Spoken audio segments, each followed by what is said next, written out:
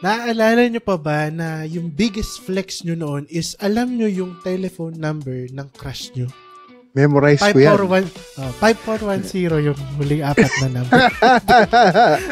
Or naalala nyo ba yung mga moments na kapag sinabi nyo waiting for a text, ang ibig sabihin nun is chinecheck nyo yung Nokia 3310 nyo every 5 seconds. So this morning, we're rewinding to a slower and simpler time. Yung mga panahon na walang wifi, ang mga masasayang moments, yung mga VHS tapes, cassette, Betamax, di ba? Diary entries and dial-up tones tulad ng ISP Bonanza. Kung gusto nyo makarinig ng mga kwento nung panahon na ibon pa ang ginagamit na messenger, this is GM to you!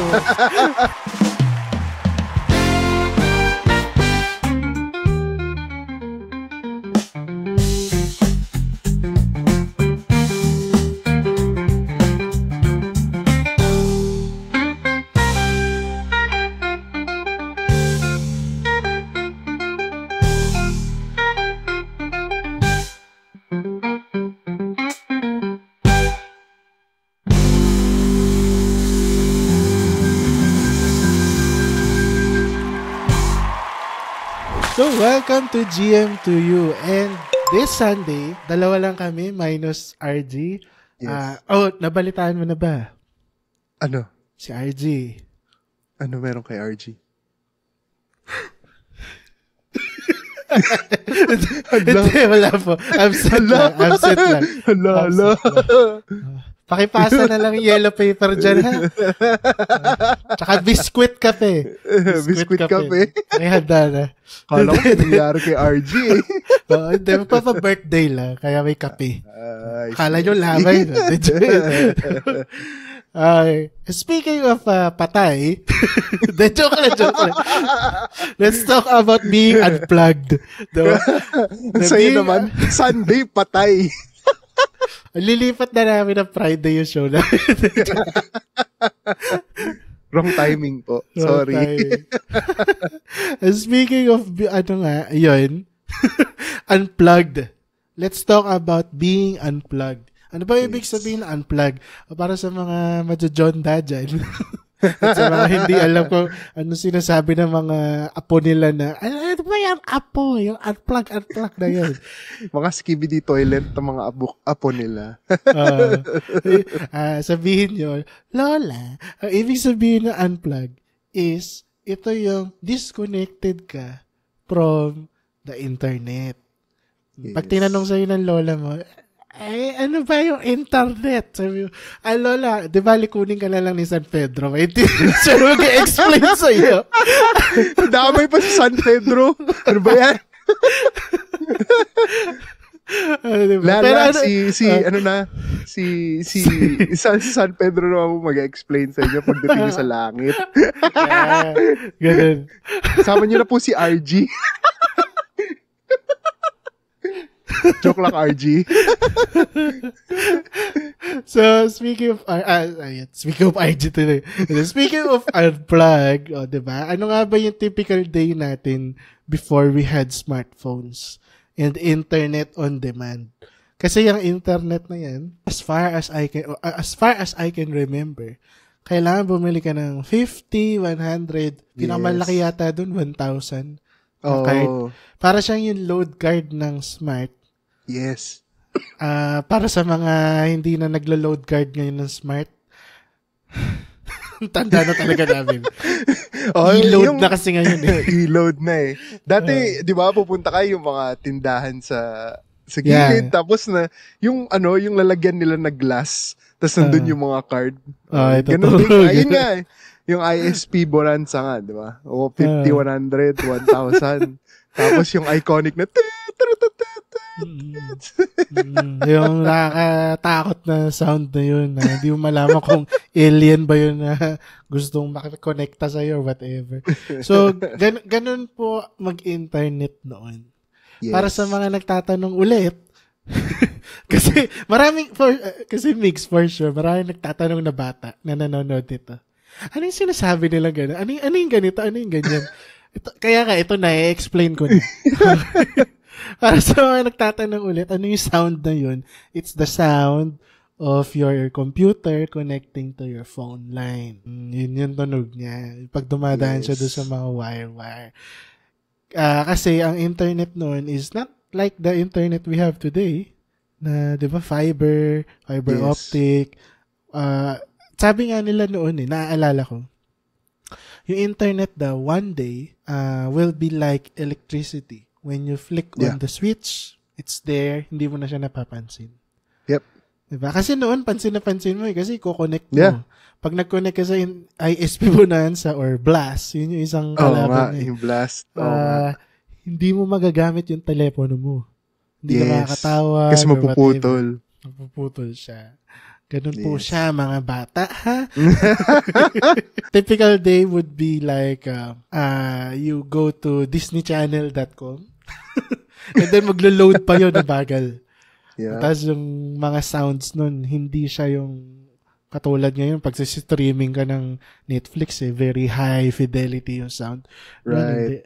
Para siyang, over the walkie-talkie. Ang sound. Diba? Parang AM radio yung tunog. Yes. Ang lagi kong pinupuntahan yan nun, kapag meron kaming internet nun, is Neopets, tsaka Friendster. Tsaka Multiply. Yan tatlo. Yan. Yung tipong Friendster, magsiset up ka pa ng profile music. Tapos titignan mo kung sino yung nag-view ng profile mo. Yun. Tapos hihingi ka na ano yung hinihingi na? Testimonials. Mga testimonials. Tapos yung nga yung profile music mo, yung Your Guardian Angel, ganyan. May jumpsuit apparatus, yung mga ganon. Tapos maglalaro ka ng Neopets, ganyan. Di ba? O kaya Miniclip, Newgrounds, yan yung mga y8.com, yan yung mga kapanahonan natin, yung mga flash games, di ba? Wait, curious ako. Wala pa ako nakikilala na alam to Pero ikaw, tatanungin ko, first time, alam mo ba yung EDSA mail? Natatandaan mo ba yun? Naabutan mo ba? Okay. Ano yun? Teka, ang sakit, ang tanda. Ay, tanda na. Ano yung EDSA mail? And yun yung predecessor ng, di ba nauso dito yung MSN? Oo. Tsaka yung AOL. Yahoo. Hindi, Yahoo AOL Messenger dito Technically, yun yung counterpart ng AOL sa Pilipinas. EDSA mail ang pangalan niya. Naka-disk pa yun para i-install mo sa computer. Ano EDSA? As in EDSA yung daan? EDSA, kasi opisina nila nasa EDSA. Hindi ko alam kung sinong may-ari nun, kung Bayantel din ba may-ari nun or something. Basta may isang company that is based sa EDSA. Kaya yun yung pangalan ng email service nila, EDSA Mail. Hindi ko alam. Grabe, sorry. Wala pa ako nakikilala. Alam yun. Ganun na po katanda si Stephen. Pasensyahan nyo na po. Isang taon lang ho pagitan namin. So, ganun. Isang taon parang 50 years yung equivalent ng technology difference. Isang dekada. Pero speaking of dekada, what do we genuinely miss about yung analog life? Ako honestly, wala akong nami-miss old Talaga? School way. I see. Siguro what I would wish na nagawa ko sa old school way is parang na-encounter ko sana siya ng mas aware ako. Kasi nga bata pa ako nun. Yeah. Hindi ko naman alam yung mga ganyan. Wala ka naman pakialam sa mga ganun pag bata ka Yeah. Pero I had hope na nakita ko tong lugar na to nung wala pa tong building na to. Yung mga ganun. Yes. Diba? Pero I'd prefer to live in the digital age. I get that. That's understandable. Yeah. And I would say it's the same with yours actually. Kasi yung akin, yun nga parang sasabihin ko sana yung mga kapanahunan na hindi pa nagbabago yung mga lugar. Katulad ng Quezon Memorial Circle. Dati Quezon Memorial Circle, park talaga Yeah. Ngayon, puro semento na The last time I was there. Talagang puro semento na. wala na yung mga portions na grass lang, ganyan. Meron pa naman, pero hindi na siya yung katulad dati na talagang nature, ganun. I guess also yung mga daanan, yung mga roads before. Kasi, I mean, before, as in, talagang yung wala pang masyadong internet. Wala pang masyadong nagda-drive. So, hindi pa ganun ka-traffic. So, yun. But, I would also agree na I cannot live outside of the digital age. Masyado akong integrate.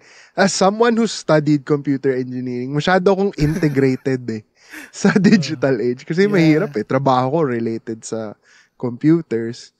Tapos, ito, I mean, what we do, this is all computers, so, hindi, mahirap umalis. Imaginein mo, di ba, kung nag-e-edit ka ng ganito? Tapos film talaga yung film talaga yung ginagamit. Yun talaga yung sinabi mo na pag tinanong ka ng kaibigan mo, naputol mo ba yung sinabi ko doon na censored? Literal na pinutol mo ng gunting. Kinat mo talaga sa film. Pero hindi mo na maibabalik yun na para command Control Z. Control C, Control V. Wala. Another thing na since I'm a photography enthusiast, one that I really like, which is I'm really glad that it's making a comeback, is yung film photography. Kasi iba talaga yung film photography, yung characters ng photos when you take them on like film. Yeah. So yun. Hindi, naisip ko lang kanina. Hindi kaya dahil kumbaga digital natives na tayo. So, that's true. Sana yun na yung katawan mo. Parang third arm mo na yung pagkakaroon ng anything digital, internet, computer, whatever. Right. Pero if you were someone who was living in that age na we were saying na wala pa masyadong building, konti pa lang tao, I think we would appreciate what we have back then. Of course. Kung hindi natin alam yung kasi di ba yung mga lolo, mga lola, pag binibigyan mo naman sila ng cellphone, ayaw nila. Lagi nilang sinasabi, nabuhay nga ako nung walang ganyan cellphone, mga ganun-ganun na komento, di ba? I think this is a generational thing. Yeah. Kasi we grew up with the best of both worlds, I would say.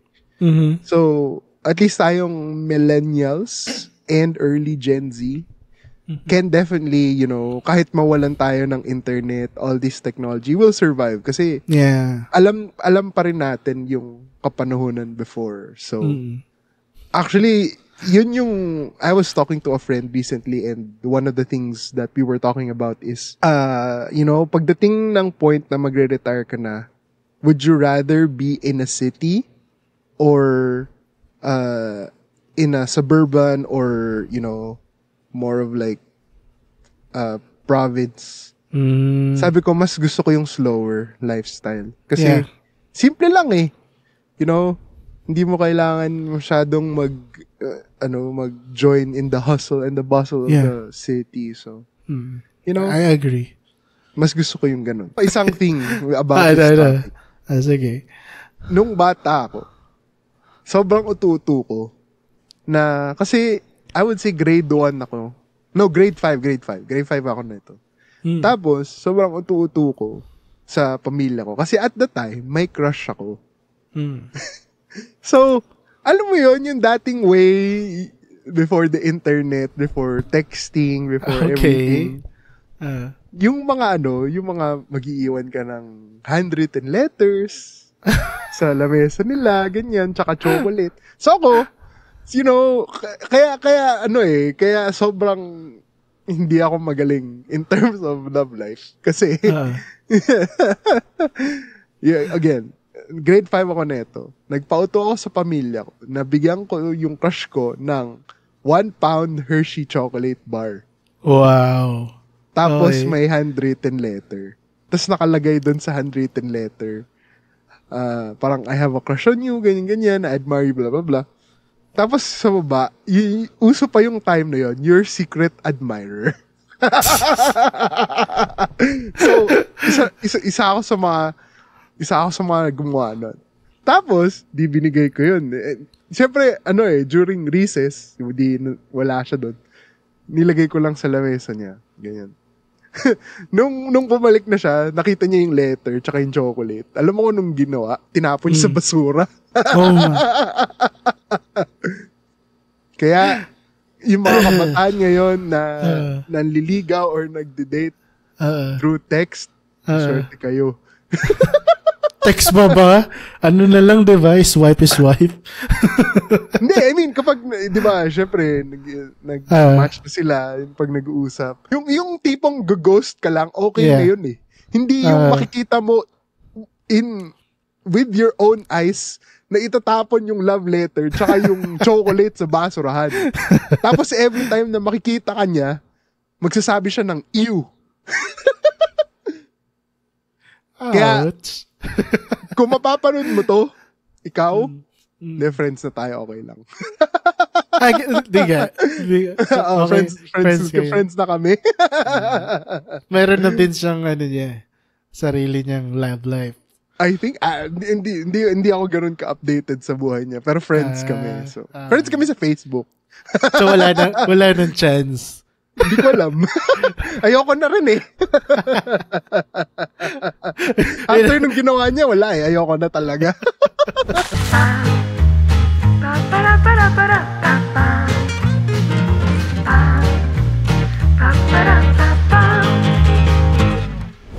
So we're here na on What's on Your Plate. Dahil tayo yung breakfast show on a Sunday, hindi pwedeng mawala ang usapang pagkain. Hindi po labas dahil matataba kami. Labas itlog nyo.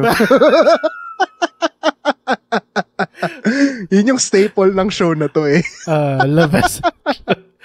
Ulitin po natin kung ano yun. Langgonisa, bacon, sinangag, at itlog. Yes, labas itlog. Labas itlog. Kasi yung tapas sinangag itlog is tapsilog. You get the point. Explain talaga yun, no? Anyway, let's talk about snacks from the offline era.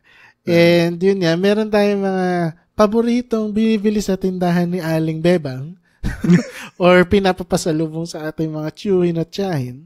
Yes. Pag sila uuwi galing opisina. Ito yung mga favorite merienda natin during our childhood. Ano ba to? Yung mga cheese curls, Mic-Mic, ano yung How Flakes? Ngayon ko, alam ko How. How Flakes? How Flakes yung yung ostya ng mga bata, yung pula. Okay, hindi pa ako nakakakita. Yung matamis na maasim. I see. Kailangan mong bumili nun. So search ko muna. How Flakes. How Flakes. Para siyang, bilog siya eh. Para siyang ostya. Okay. Pero pula. Para siyang ostya. Yun yung tawag namin sa ostya pang bata.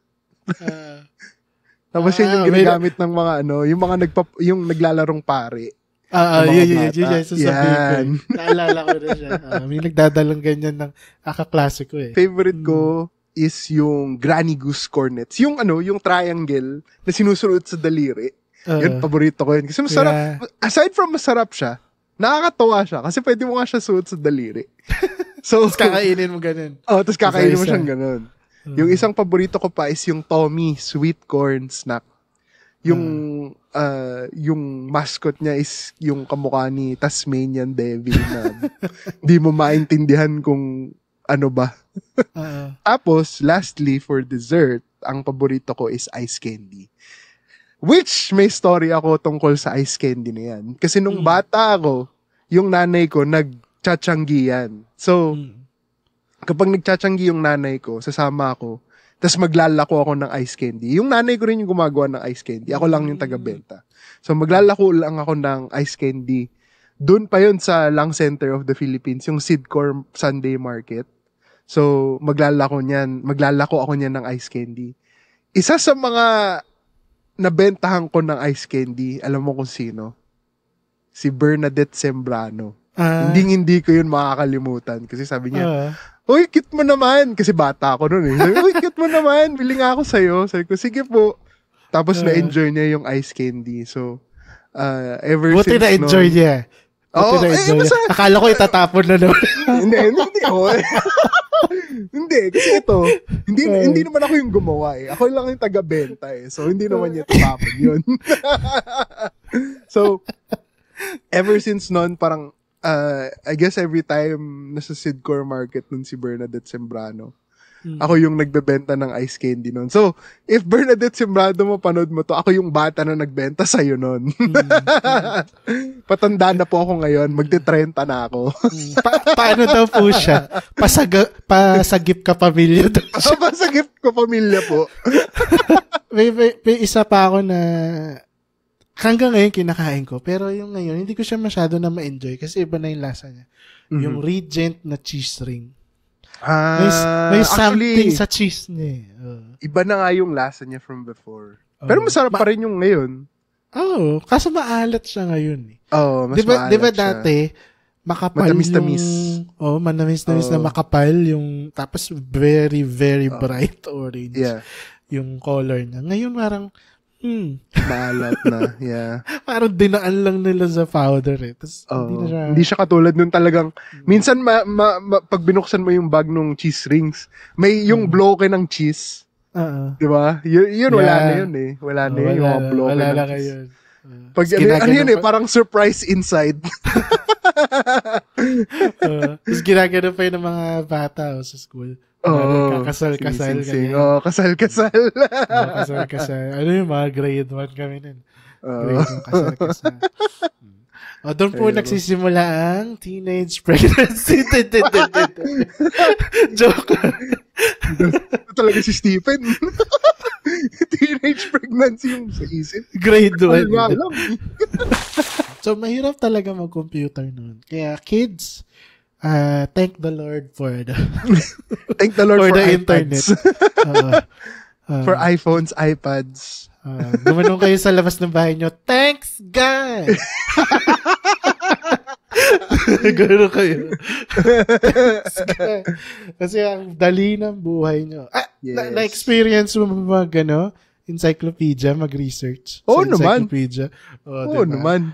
Yung mga, natatandaan ko yan kapag yung Scholastica, pupunta yung book fair sa eskwelahan, yan yung number 1 laging binibenta kasi nga yung mga magulang na, gusto ko maging matalino yung anak ko, bibilang ko nga ng encyclopedia. Tapos, ilan yun? Mga 8 na napakakapal na libro. Diba? Ayoko na. Ngayon, literally, labas mo yung phone mo, Google, okay. Doon yung sinamahan ko yung kapatid ko mag-enroll doon sa dati kong college. Yeah. Ano pa lang 2016, 17, 18, 19, 20, 21, 22, 23, 24, 25. 9 years after pa lang ako nag-graduate. May computer na rin naman nun nung nag-graduate ako. May cellphone na nun, na touchscreen, may smartphone na, and everything. Nagulat lang ako doon sa nakasalubong ko habang nag-aantay ako doon sa kapatid ko. Ba't ba may library? Sino ba nagpupunta doon? Wow. Tapos sabi nung narinig ko sabi nung isa kaklase, anong library? Seryoso ba yan? Narinig ko yun, sabi, nakakita na ba ng libro ng mga batang to? Oh my gosh. Diba? Nakakalungkot yun. Honestly. As someone who reads books regularly, sobrang nakakalungkot yun. Kasi nga ngayon dati nga Wikipedia yung problema ng mga prof namin Ngayon ChatGPT ang kalaban nga. Diba? So talagang pahirap na ng pahirap yung kalaban ng academia. Yes. Wala na yung libro. Hindi mo na kailangan mag-search. Mag-type ka na lang sa ChatGPT. It will just generate it for you. Right. Which is yung nakakalungkot to. Yeah, nakakalungkot siya pero it's also advantageous. Kaso yun parang yung technology pansin mo. Dati unplugged. That is our topic today, unplugged. Right. Napapansin natin kahit sa through the pictures nakikita mo relaxed ang tao. Right. Pero as the world becomes more noisy and more demanding, right. Technology gives us a tool para sumabay sa demands na yun. Right. Diba? Kung gaano, napansin ko lang, kung gaano kadali gamitin ng technology, ganun kahirap ang buhay. Yes. In reality. Actually. Diba? Yeah. So, mag-invento na kayo ng time machine para bumalik na tayo lahat. Balik na lang tayo sa nakaraan.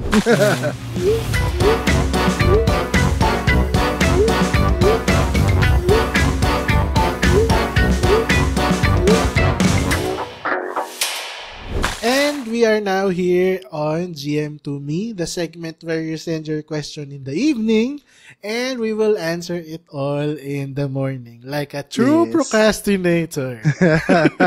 Anyway, let's read our question for today. It's from Alisa. She's 28 and from Laguna.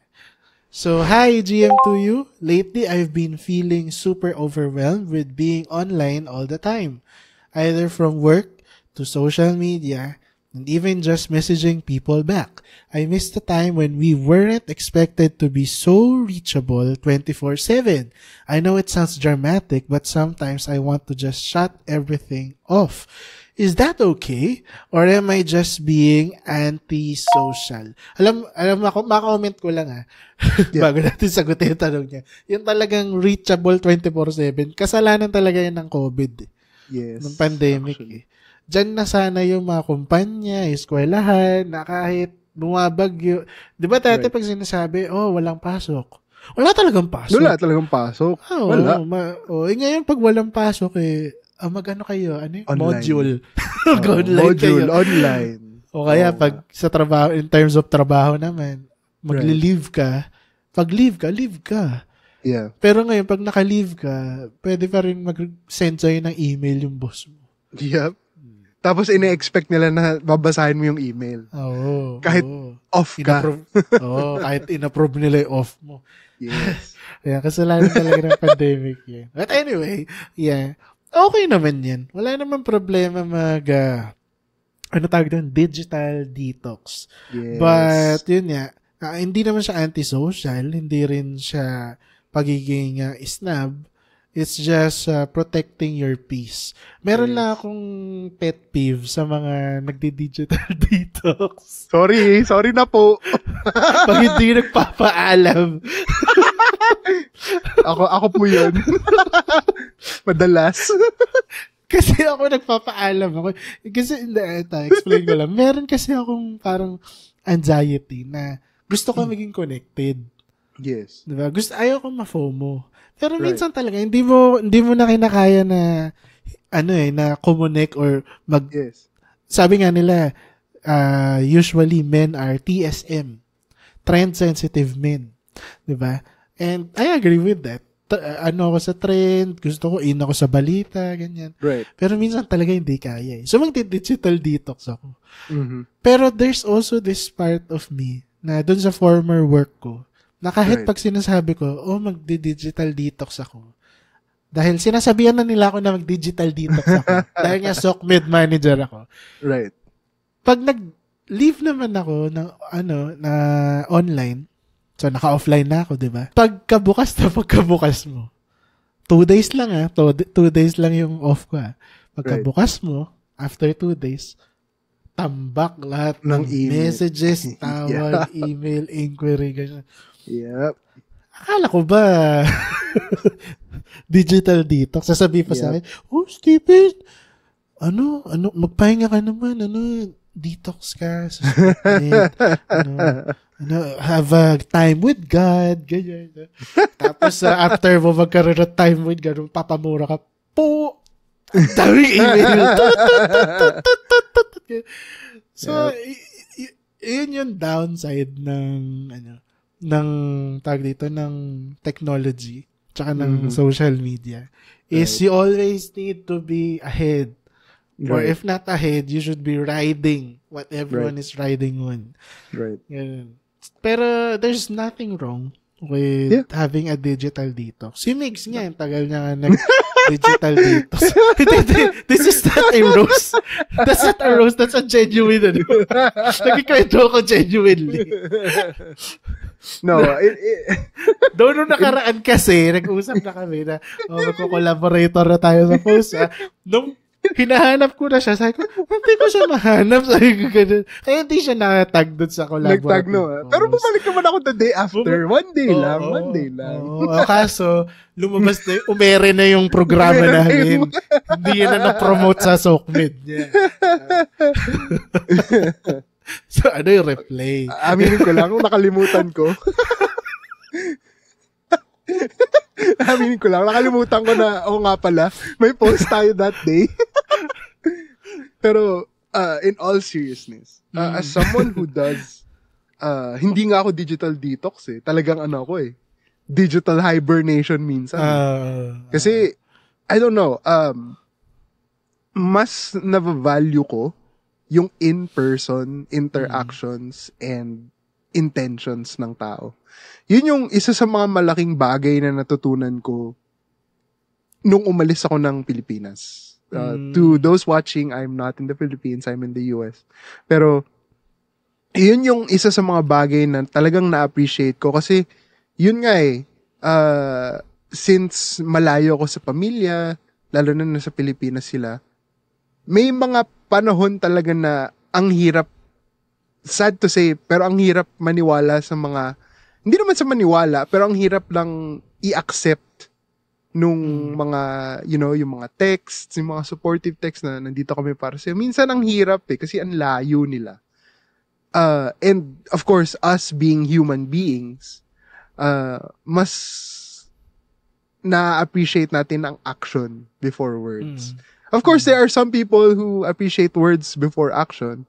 Pero ako, mas na-appreciate ko kasi yung action first before words. So, madalas ako nag-digital detox or digital hibernation. Yung talagang magde-deactivate ako ng Instagram, Facebook, and whatever. Tatanggalin ko lang sa phone ko. And to just focus on what I have in this moment. Kasi, yun na sobrang busy na ng life ngayon na lalo na as someone who overthinks, yung mga nakikita mo sa social media kasi naapektuhan din yan yung mental health mo. So, to take care of myself, at least, I would remove them.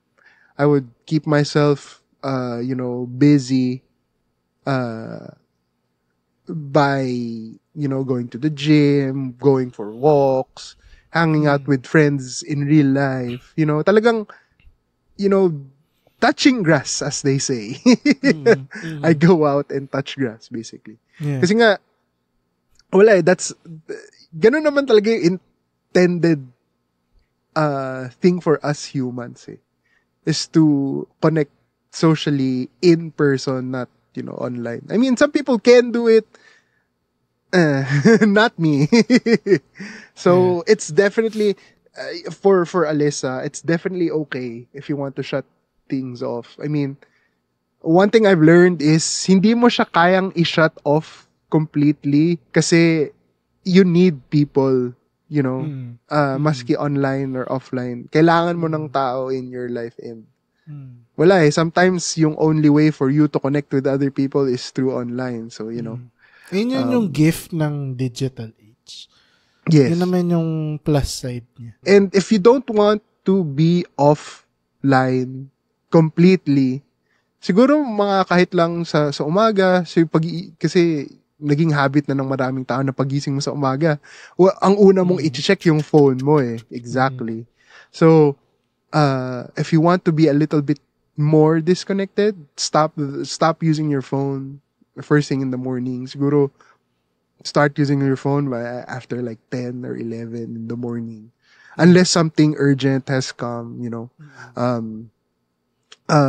instead of like ranting on X or Twitter or ranting on Instagram stories or Facebook stories. Guilty ako dyan. I would rather journal, write your feelings on a notebook, sulat mo kasi as they say, it's scientifically proven na writing down stuff helps, your mental health, your memories, your memory retention and whatever. Yeah, like, and the easiest thing... Nakita mo sa, hindi ka mag-cellphone, di ba? Sulat mo na lang. Tama yun, mag-journal ka na lang. Yes. Dear Ralph Recto, anong pake mo sa savings ko?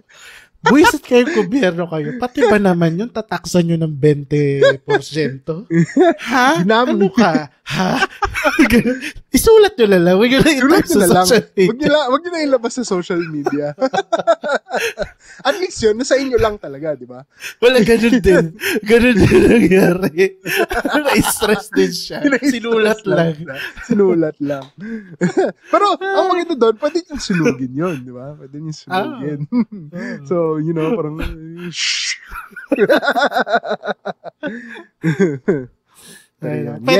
Pwede naman yan eh. Pwede ka naman sabi nga sa script natin, we encourage her to do slow living moments. yes. Especially on weekends. Yes. Ako, napansin ko, ang pinaka-ideal na day, Sunday.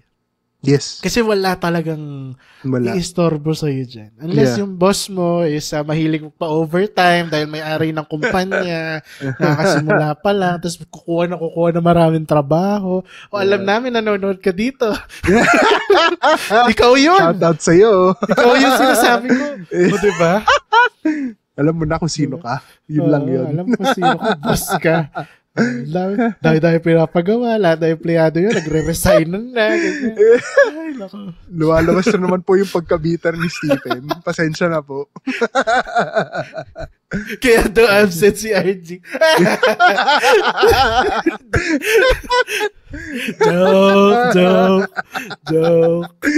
Joke lang. Kung hindi mo talaga i-enjoy yung buhay mo, pag-iiwanan ka ng buhay. Kasi wala mabilis ang takbo ng buhay ngayon eh. Lalo na sa mga generation ngayon because of internet and technology. So, kailangan mo talagang mag-slow down minsan. And just appreciate the things that you have. So, yeah. Correct. Live unplugged. Yes. So, kapag may nakita kayo sa hospital na toot, leave unplugged. Don't do that, kids. Don't do that, kids. Hindi yung ganong unplugged. Sige. Forever unplugged yun eh. Forever unplugged yun eh. Anyway, OT na naman po kami. Pasensya na po. That's it for our episode today of GM to You. Thanks for joining us. I'm Stephen. And I'm Miguel. And we'll see you again next time. Bye-bye.